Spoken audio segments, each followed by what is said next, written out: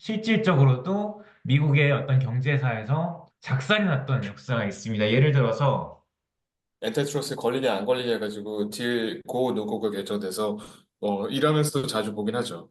근데 이게 우리가 여기에 익숙해져서 사실 비판적인 생각을 못 하는 거지. 이거 굉장히 그 웃긴, 우리나라 삼성이 관심이 있지 않을까라는 생각이 들었습니다.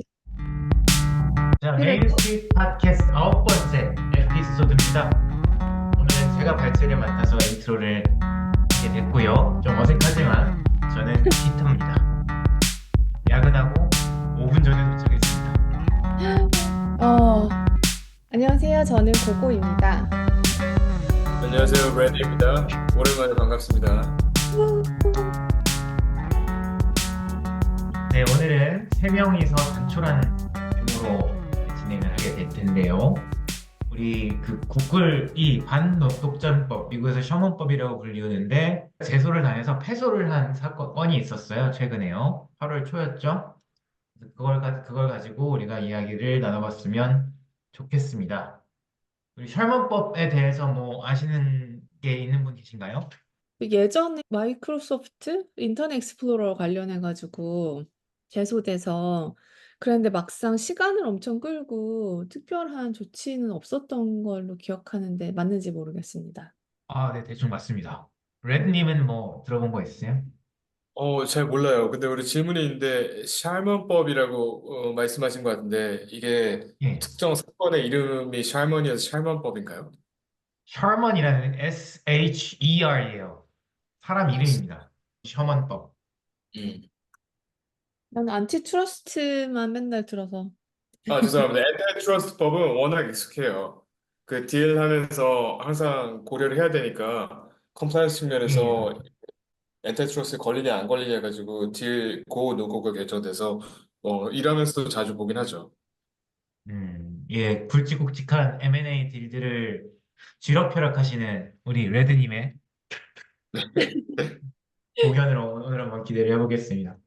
그래서 음. 셔먼법은 얼마나 무시무시한 법이냐면, 그러니까 미국이 그 굉장히 자유로운 경쟁을 국가 차원에서 자유시장 경제를 얼마나 많이 인커리지 하느냐에 대해서 많이 회자가 되는 그런 법이에요. 이게 독점을 하지 마라 라는 어떤 선언적인 내용만 담고 있는 게 아니라 실질적으로도 미국의 어떤 경제사에서 굉장히 굵직굵직한 회사들이 이 셔먼법에 의해서 작살이 났던 역사가 있습니다. 예를 들어서 AT&T도 있었던 것 같아요. 그죠? 예, 예전에. 맞아요. AT&T도 있고요. 스탠다드 오일이라는 회사가 그 록펠러가 가지고 있었던 회사로 알고 있는데 그 회사가 이 셔먼법에 의해서 작살이 났고 말씀하셨다시피 그 AT&T도 마찬가지로 각 지역별로 쪼개졌다 그래요. AT&T라는 회사가 그 지역별로 쪼개진 것들의 중에 하나의 모텔을 둔 이제 회사가 뭐 버라이어진이고 막 이런 식이라고 들었어요.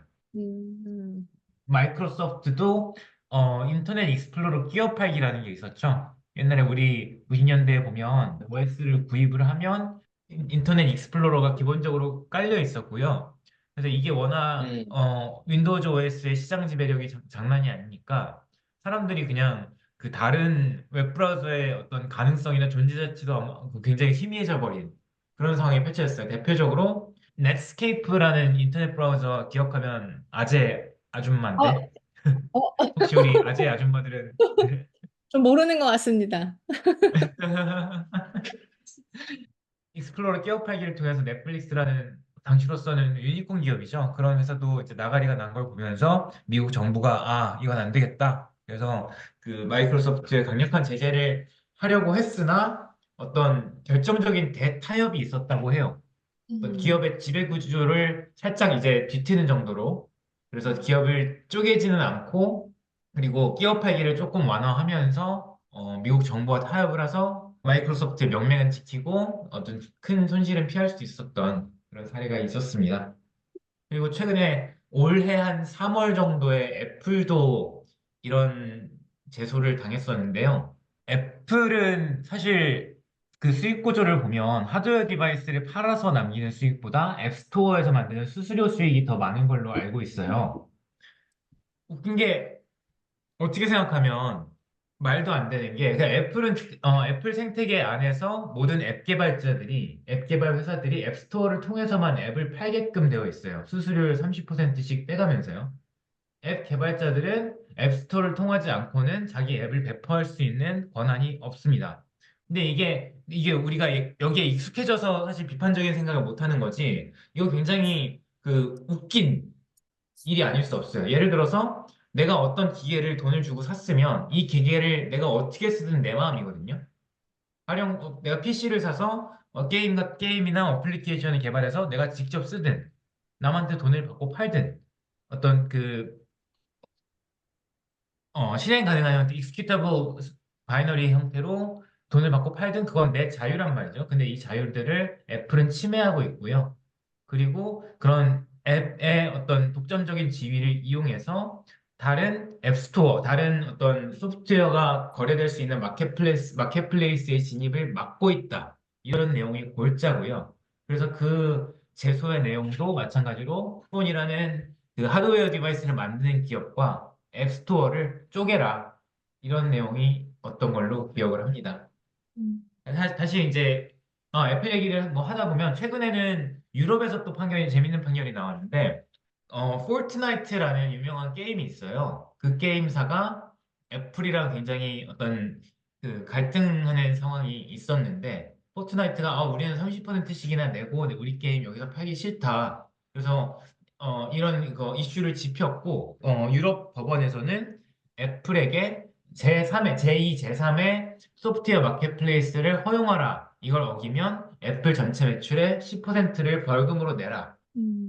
라는 아주 무시무시한 판결을 내렸고, 그래서 애플은 포트나이트에게 자체적인 마켓플레이스를 허용을 했고, 그래서 그 새로운 마켓플레이스 안에 포트나이트가 제공하는 세 가지의 게임이 지금 서비스되고 있다고 합니다. 그래서 이런 변화들의 큰 흐름 속에서 오늘의 주제인 구글에 대해서도 이야기를 나눠봤으면 좋겠습니다.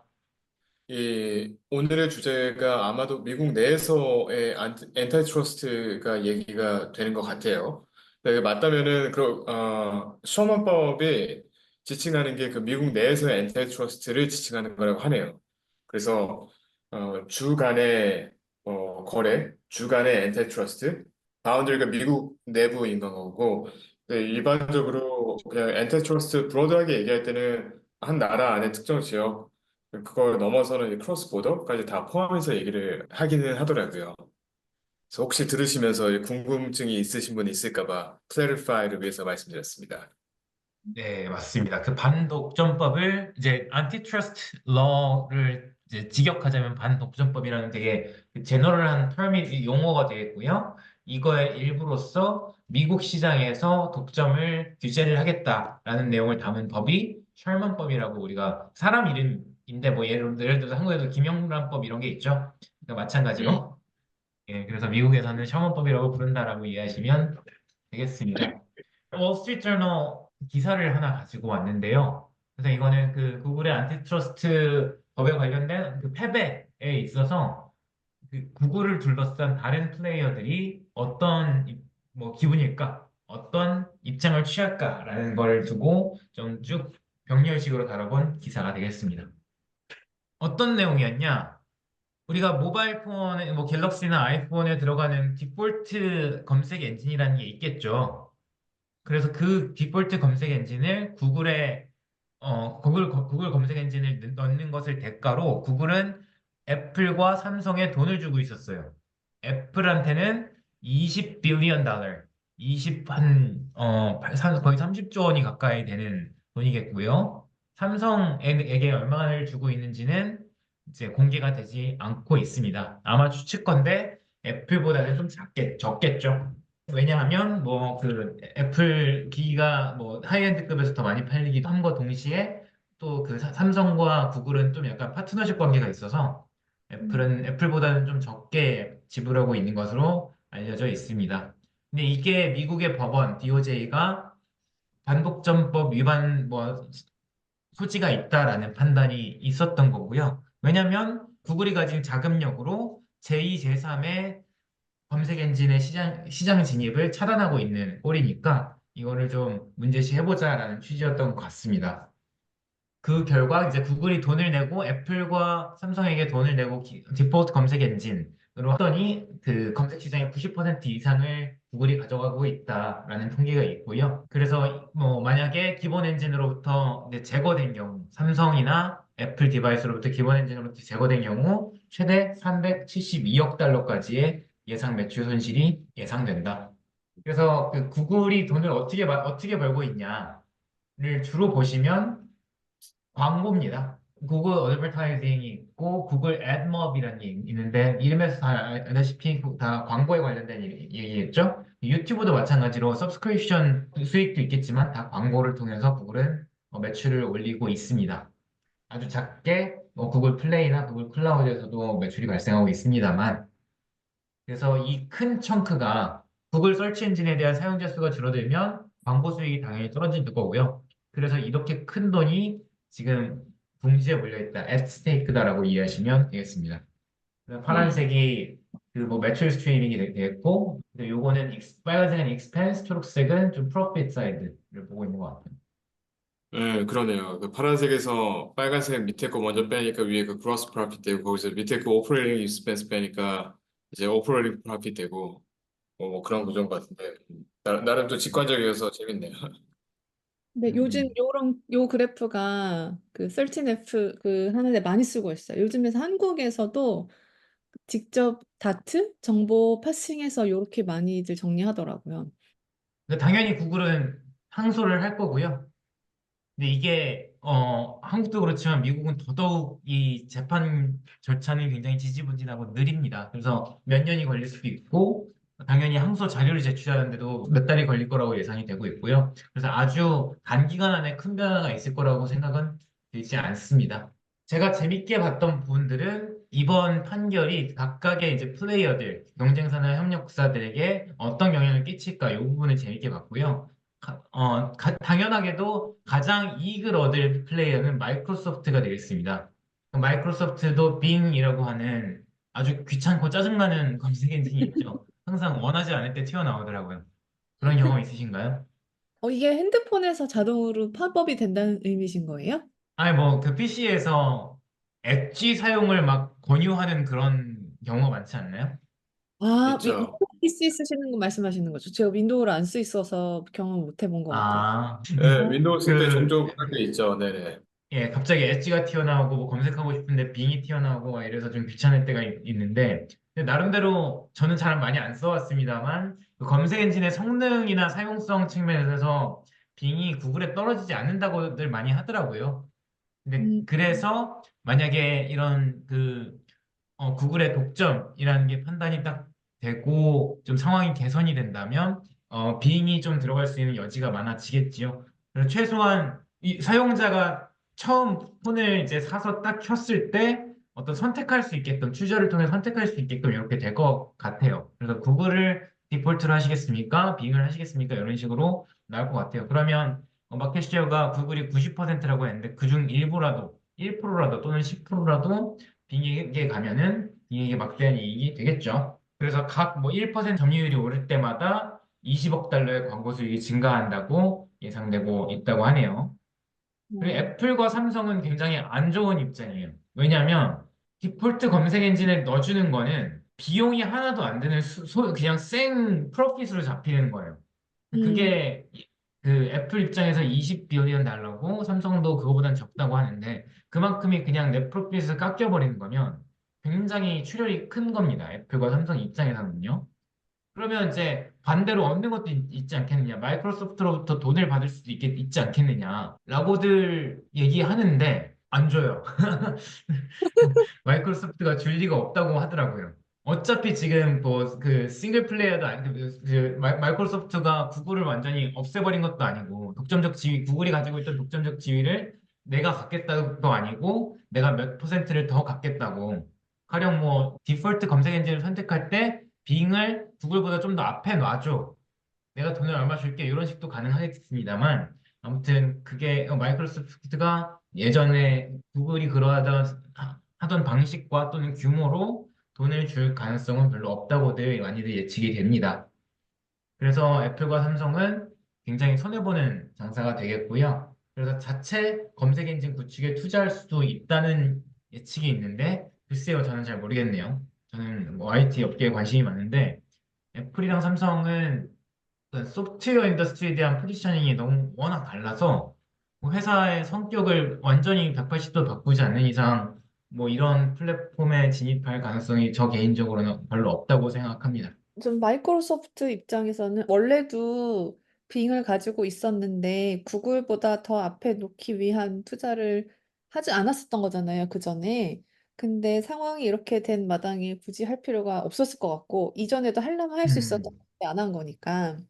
그럴 것 같고. 음, 그리고 애플과 저는 검색 엔진 자체는 지금 애플이 오픈 AI나 제미나이랑 협력을 하고 있기 때문에 저는 뭐 뒤에서 아마 나올 것 같지만 얘기가 이 재밌는 게 이 이슈가 오픈 AI가 오픈 AI 설치를 발표하던 때랑 맞물리는 것 같아요. 근데 저는 그걸 보고 설치 자체가 아마 그 프롬프트 방식으로 바뀔 텐데 그러면 검색 엔진이 중요한 것 같진 않고요. 하지만 그럼 이 광고 수익을 어떻게 연결할 거냐라는 거에 대해서 다른 방식을 찾지 않을까라는 생각이 들어요.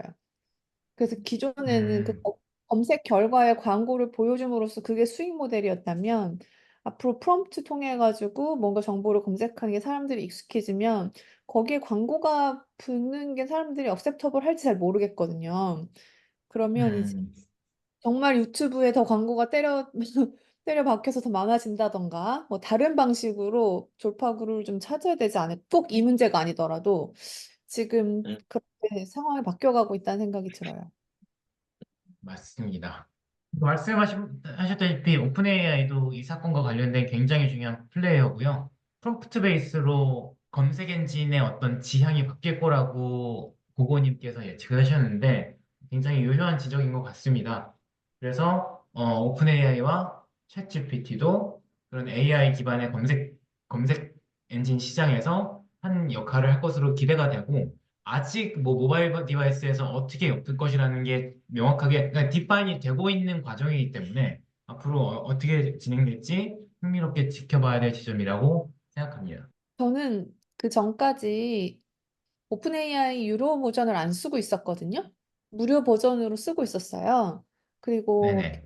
제가 코딩해서 그냥 뭐 PDF 읽고 요약하고 이런 건 제가 코딩해서 쓰고 있었고 대부분 무료 기능으로 찾아서 쓰고 있었었는데 그러니까 저 개인적으로 챗 GPT 설치였나? 오픈 AI 설치였나? 그 설치 기능을 보강하고부터 저는 페이를 시작했습니다. 그래서 실제 최근에 요즘에 자료를 검색하다 보면 뭐 구글로 자료를 검색하면 너무 스폰서 광고가 앞에 많이 떠서 그냥 자연으로 제끼게 되는 것 같아요.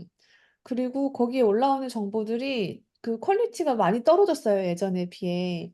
그래서 누군가는 요즘에 그 제너러티브 AI 자체로 만들어지는 콘텐츠가 많아서 아예 설치 그 염도를 2023년 이전으로 제약해서 찾는 구글 크롬이 보여주는 설치 리sult가 되게 만족스럽지 않아서 불만이 있던 찰나에 그 챗GPT를 사용해서 약간 초벌 검색하듯이 검색을 활용하면 이 친구가 뭐 어쩔 때는 만족할 만한 답을 주지만 어쩔 때는 주지 못할 때에는 그냥 그거에서 그 예를 들어 단계별로 계속 구체적인 질문을 들어가고 찾게 시키는 방식으로 제가 학습하고 적응하고 있는 것 같더라고요. 저 개인적으로는 그 오픈 AI가 설치 기능을 탑재한 순간에 제가 페이를 시작했다는 것 자체가 이 기사를 접할 때 나도 이렇게 행동이 바뀌었는데 다른 사람들도 좀 영향이 있지 않을까라는 생각이 들었어요. 서치 어떻게 하세요? 주로? 요즘은 챗GPT와 구글 반반인 것 같습니다. 어떤 게 챗GPT가 잘하고 어떤 게 구글이 잘하나요? 우리 팁 공유해 볼까요, 서로? 저는 빠른 시간 안에 구체적인 정보를 찾아야 될 때는 전 챗GPT가 훨씬 유용하더라고요. 아무래도 probability를 활용한 라이지 랭귀지 모델이니까 제가 구체적인 이제 컨디션들을 계속 주는 건 거죠. 이런 시장에서 뭐가 필요하고 이런 게 필요한데 이런 케이스들을 알려줘. 라고 하면은 GPT가 거기에 맞는 거를 이제 알려주죠. 근데 반면에 똑같은 걸 구글한테 얘기를 한다고 하면은 구글이 그 여러 가지 바운더리 컨디션에 다 만족하는 답을 제가 못 주는 것 같아요.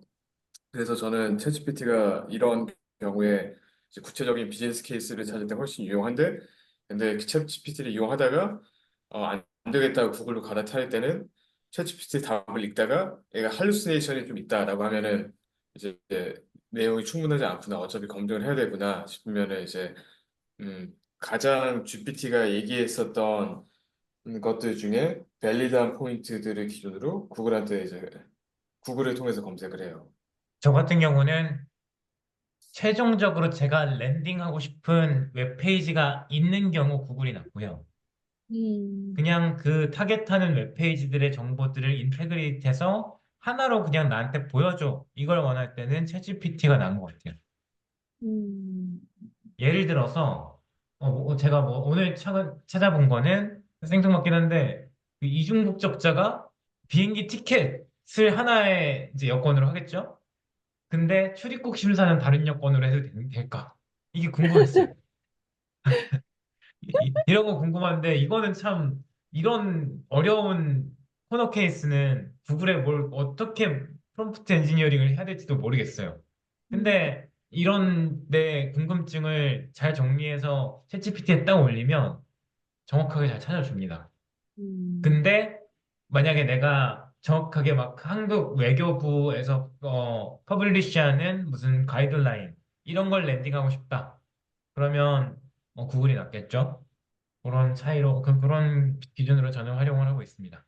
저도 비슷한 것 같아요. 그래서 저는 정말 이번에 뭐 저 컨퍼런스 때 제가 발표해야 되는 자료 스토리 라인을 준비하면서 제가 생각하는 정도의 스토리 라인을 챗GPT한테가 해줄 수는 없는 거라서 제가 구성을 하고 근데 그거에 해당하는 백그라운드 정보를 찾기에는 그러니까 제가 발표자 하는 주제가 약간 되게 브로드한 전략 방향이라서 이거는 되게 스페시픽한 한 디테일한 정보도 중요하지만 전체 흐름과 스토리 라인을 만드는 게 중요했는데 거기에서 만약에 내가 구글에서 이거를 다 포인트 포인트 찾아서 정보를 합치려고 했었으면 시간이 꽤 걸렸을 텐데 정말 딱 그 대학생 인턴 과 일한다는 느낌을 많이 받는 경험이었고요. 그런데 제가 구글로 찾을 때 재밌었던 건 그 레퍼런스 그래프나 이미지를 찾을 때 구글을 쓰게 되더라고요. 챗GPT 통해서는 뭐 이미지를 만들 수 있지만 그 챗GPT나 그록이 최근에 업데이트됐죠, 참. 그록도 지금 이미지 그 인풋 아웃풋이 가능하게 업데이트가 됐는데 저는 요즘 그래서 이미지가 필요할 때는 둘 다를 사용해 보거든요. 근데 어찌 됐든 둘 다 아직 컴퓨터가 만들어 주는 이미지 같은 느낌이 있고 실제 내가 필요한 그 사람이 잘 만든 그런 이미지나 아니면 그래프 같은 거를 찾기에는 아직은 구글이 용이해서 저는 이미지 검색을 주로 하고 있더라고요, 구글을 사용해서. 그래서 이것도 재미있는 발견 포인트였습니다, 최근에. 우리 다음에 그 LLM에 대해서도 좀 얘기해 보면 좋을 것 같아요. 사람들이 그냥 LLM이 모든 걸 다 해결해 줄 것처럼 생각하고 있고, 근데 그게 되지 않으니까 AI가 거품이다, 뭐 이렇게 양극단을 오가는 것 같은데, LLM이 어떤 기술이고, 그래서 어떤 거에 강점이 있고, 어떤 파급 효과를 가지고 있는지, 그 특징적인 면을 잘 이해하는 게 중요한 것 같다는 생각이 들어서 그것도 한번 다뤄보면 좋을 것 같습니다. 저는 또 궁금했던 게 지금 이 기사에서는 설치를 통한 광고에 대한 독과점을 얘기하고 있잖아요. 그런데 그 앞에서 크롬과 안드로이드 부분을 파는 방향을 얘기했더라고요. 여기요. 네. 안드로이드는 전 오픈 소스라고 알고 있는데 혹시 구조가 어떻게 되는지 알고 계시나요? 안드로이드는 구글 입장에서 수익 모델이 아니죠. 그쵸? AOSP라고 해서 안드로이드 오픈 소스 프로젝트고요. 소스 코드를 공개를 하고 있고, 그래서 이 부문을 파는 게 뭐 뉴스 기사에 이런 게 나오긴 했습니다만, 이게 어떤 의미로 독점을 해소할 것인지는 저도 잘 명쾌하지는 않은 것 같아요. 그 레버뉴 포션을 보시면 저 두 부분이 그렇게 크지도 않거든요. 그리고 안드로이드는 오픈 소스고. 그래서 아니면 이건 레버뉴 프로덕트 기준으로 레버뉴를 표시한 거고 여기도 뭐 자회사 같은 구조로 되어 있을 때 자회사가 저 광고 부분이 크롬 자회사 밑에 있는 이런 구조인 건가? 그런 기능도 있지 않을까요? 이제 인위적인 이거는 뭐 구분회계 같은 건 거고 구글 플레이나 유튜브에도 애드버타이징들이 붙는 걸로 알고 있거든요. 그럴 경우에는 그 네. 레베뉴 인식은 또 애드버타이징으로 잡히는 뭐 그런 차이들도 좀 있을 수도 있지 않을까. 그래서 뭐 하나가 플랫폼이 되고 그 플랫폼을 활용한 이제 수익은 다른 데 귀속되는 그런 걸 수도 있지 않을까 싶은 생각이 들긴 하네요. 그러니까 예를 들어 익스플로러는 끼어 팔게 하지 말아라. 이거 되게 네. 명쾌하잖아요. 근데 네. 그 애드버타이즈 그 설치를 통한 그 설치가 너무 도미넌트하다라는 게 판결인 건데 왜 안드로이드나 크롬을 팔지 마. 크롬 약간 이해가 되는 것 같아요. 크롬 디폴트로 많이 들어가 있으니까. 크롬과 설치는 왠지 연결이 되는데 안드로이드는 왜 거기 들어가 있는지 잘 딱 이해가 안 됐어요. 크롬 디폴트 아니에요. 삼성에서도 아니고 아이폰에서도 아니에요. 음. 그래서 이거는 단독점 관련해서 저는 이슈가 없을 것 같고요. 설치 엔진이 너무 도미넌트해. 그러면 너네는 그것만 갖고 나머지를 뭐 분사해. 라는 방향도 아니고, 음. 그렇게 하려면 유튜브처럼 좀 큰 걸 분사시키던가, 안드로이드는 프로핏을 내는 데도 아니고, 크롬은 여기 잘 잡히지가 않는데, 음. 그런데 그 왜 그 텍스트 기반의 애드버타이즈먼트 독과점을 해결하는 방식에 있어서 크롬과 안드로이드를 팔려고 하는 안을 지금 생각하고 있는지가 직관적으로 잘 매치가 안 되더라고요. 서치랑 완전 딥하게 커넥트드 돼 있거나 아니면 레버뉴 포션이 의미 있어서 걔를 떼내는 게 구글을 좀 사이즈를 줄이는 데 영향을 줄 수 있거나 근데 둘 다 아니니까 혹시 레드님 그 안티트러스트 문제를 해결하는 방법에 있어서 기본적인 룰이 있나요? 그러니까 지금 저희가 생각하기엔 직관적으로 직접 그 문제랑 연관이 되거나 아니면 레버니 포션이 크거나 이 둘이 돼야지 말이 되지 않나라고 그냥 제가 상식적으로 생각을 하는 건데 사실 법적으로나 안티트러스트를 다루는 방식에 있어서는 다른 게 있을 수도 혹시 있나라는 질문이 갑자기 드네요. 제가 국가 안에서의 컴플라이언스 안티트러스트를 본 적은 없어요. 근데 그 크로스 보더 딜 할 때는 네. 말씀하신 게 핵심 기준이 되긴 하거든요. 근데 예를 들어서 뭐 꼭 레베뉴라기보다는 결국에는 음, 이 뭐 합병을 통해서 M&A를 통해서 특정 시장에서의 마켓 쉐어가 어떻게 변하는지를 기준으로 판단을 해요. 그래서 예를 들어서 한국에 있는 오비 맥주가 중국에 있는 칭다오 맥주를 이제 인수한다고 쳐요. 그러면 이제 라거라는 그 시장의 범위 안에서는 원래는 오비 맥주의 마켓 쉐어가 예를 들어서 30%였는데 칭다오 맥주를 먹으면서 80%가 된다. 그래서 이제 중국이라는 시장 안에서의 경쟁에 저해가 된다라고 하면 그걸 해결하기 위해서는 이제 특정 라인업들을 팔아라.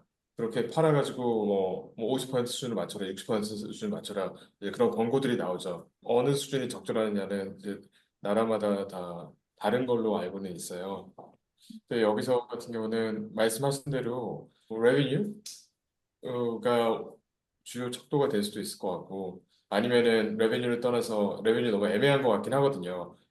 이게 안에 있는 뭐 이체가가 어떻게 되는지도 다 다를 거고 그러면 결국에 엔드마켓에 어, 사람들 기준의 마켓쉐어로 잘라서 판단을 할 수도 있지 않을까 싶은 생각이 듭니다. 그래서 저는 만약에 안드로이드를 어디다 매각해야 한다고 하면 안드로이드 진영 중에서 내셔널 시큐리티 이슈에 문제가 없으며 그 니즈가 있는 우리나라 삼성이 관심이 있지 않을까라는 생각이 들었습니다. 그 생각을 저도 해봤는데요. 글쎄요, 이게 M&A라고 한다면 M&A 딜의 규모가 얼마나 될지 짐작이 전혀 안 돼요.